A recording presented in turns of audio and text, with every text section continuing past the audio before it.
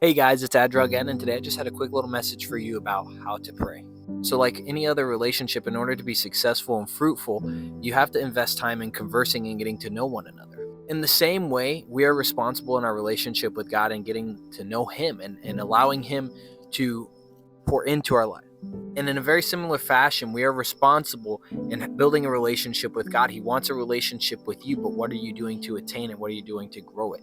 This is why prayer is so important, is because this is the foundation of growing a relationship with God, is this conversation. This is how we meet with Him. This is how we let Him dissect our problems. This is how we find the operating table where God can operate on us. So in Matthew chapter 6, verse 5 through 8, it says, "And when you pray, do not be like the hypocrites, for they love to pray standing in the synagogues and on the street corners to be seen by others. Truly I tell you, they have received their reward in full. But when you pray, go into your room, close the door, and pray to your Father who is unseen. Then your Father, who sees what is done in the secret, will reward you. And when you pray, do not keep on babbling like the pagans, for they think they will be heard because of their many words. Do not be like them, for your Father knows what you need before you ask Him." There's so many things that you can receive from this particular verse. First off, prayer is not meant to be public. Prayer is meant to be extremely personal. So is there occasions where public prayer might be necessary? Of course. I mean, when you're in church, you have a pastor that prays for you. I go to a Christian college, so they pray before class even starts. Or if you had a party or a birthday or something like that, it might be necessary or traditional to pray with everybody amongst each other. That's fellowship, and that's doing it all together as a group. But prayer is not to be something that glorifies you. Don't pray to get praise from others, because you receive your reward in full when you do that. Prayer is meant to be an extremely personal conversation with God where you grow in relationship with Him. It's meant to be where you go and you allow Him to see in your spirit. You allow Him to see your problems and you're bringing Him to Him. And it's meant to change you. Not necessarily that God doesn't know the things that you're talking to Him about, or that you're asking Him anything that He wasn't expecting. But the very extent that by being in prayer with God and by being in communication with Him, that it changes your heart and your spirit. One common mistake that people make today is that they try to boil for prayer down into some form of formula or technique. And that's what Jesus is talking about here, is that prayer is not a technique, it's not a formula. It's a personal conversation with God. In the first century, many people would have a list of all these random deities or pagan gods that they would pray to, and they would just pray, naming off each and every single one, hoping that their prayers would be answered just by naming these names in the middle of their prayer. But you have to understand that God knows the posture of your heart. He knows the things that you want. He knows the things that you need before you even come to Him. So come to Him for conversation. Come to Him and seek to pour your issues and your problems and your stuff on Him, expecting change in return. Another thing that Jesus is saying here is not to babble on. Don't try to fill your prayer with useless words that aren't coming from your heart. The thing about prayer is that it's not about what you can say out of your mouth. It's about what your heart and your spirit is saying to God. It's a personal moment where God and you are discussing something. You're pouring your problems on Him. You're pouring your feelings onto Him, and you're coming to Him to grow a relationship with Him. He already knows what it is. He knows all the things that you've done wrong. He knows the things that are causing you struggle in your life. He knows the things that you want. You just come to Him and you talk to Him, and in itself, it's an act of faith and worship. A couple more verses that I have here is Hebrews chapter 4, verse 15 through 16. And it says, "For we do not have a high priest who is unable to empathize with our weakness, but we have one who has been tempted in every way, just as we are, yet He did not sin. Let us approach God's throne of grace with confidence so that we may receive mercy and find grace to help us in our time of need." What this is essentially saying is that Jesus came and He experienced every temptation. He is familiar with the things that are causing you harm and struggle and temptation in your life. He is familiar with all those things, so He knows the solution and what's causing it. So when you come to Him in prayer, you're seeking solution, you're seeking comfort, you're seeking strength. Whatever you may be seeking in prayer, come to it expecting that He's going to deliver you the mercy and the grace to fulfill it and to see it through. Jesus, having experienced every form of temptation, He was the most capable of anybody to go through with whatever He wanted to.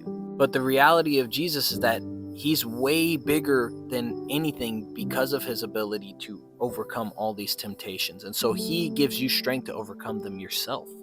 Don't be afraid to converse with God in prayer about your problems. Don't be afraid to tell God how you feel, even about your relationship with Him. Be open to having a dialogue with God. If you're angry at God, talk to Him about it. If you're sad about God, if you're sad with God, talk to him about it. God is not afraid of your emotions or your problems. He is far greater than everything and anything. So be open to talking to him about it, because the reality is he already knows what you're going through. He already knows what you're feeling before you even discuss it with him. You can only do yourself good by talking to him about it. So another passage that I have for you is Matthew 26, verse 39 through 41. And it says, "Going a little farther, he fell with his face to the ground and prayed, 'My Father, if it is possible, may this cup be taken from me. Yet not as I will, but as you will.'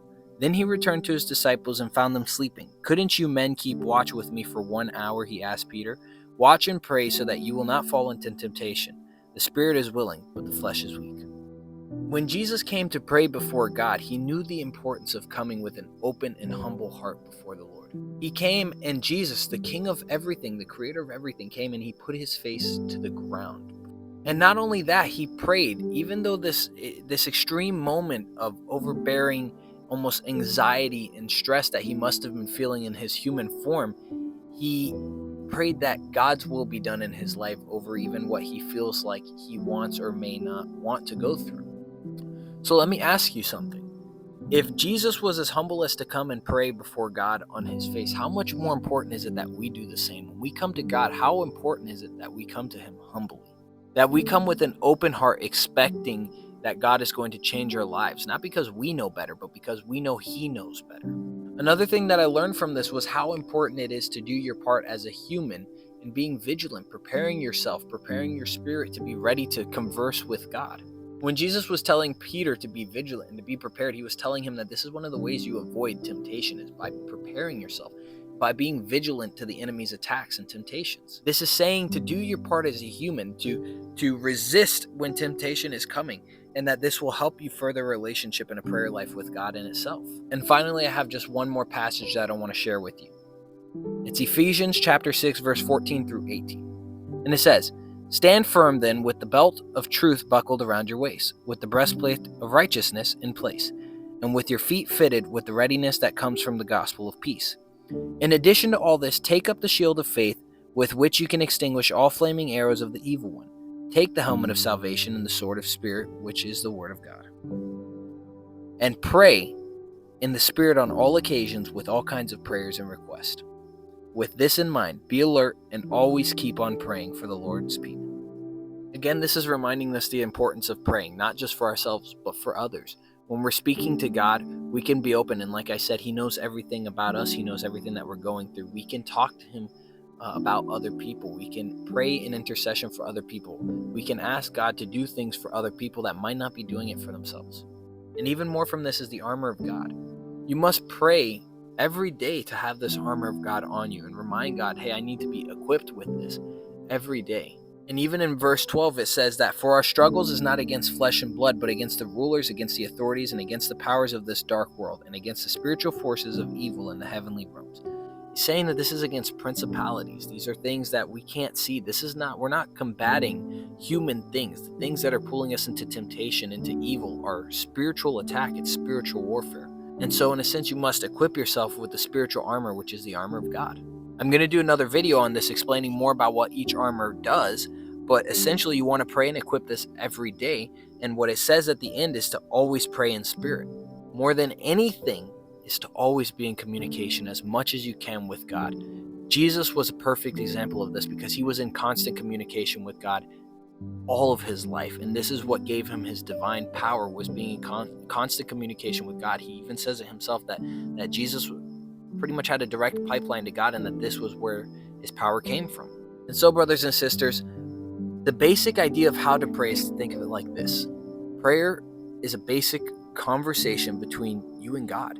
People often overthink it. It's not to be boiled down to any formula or principle or tradition or technique.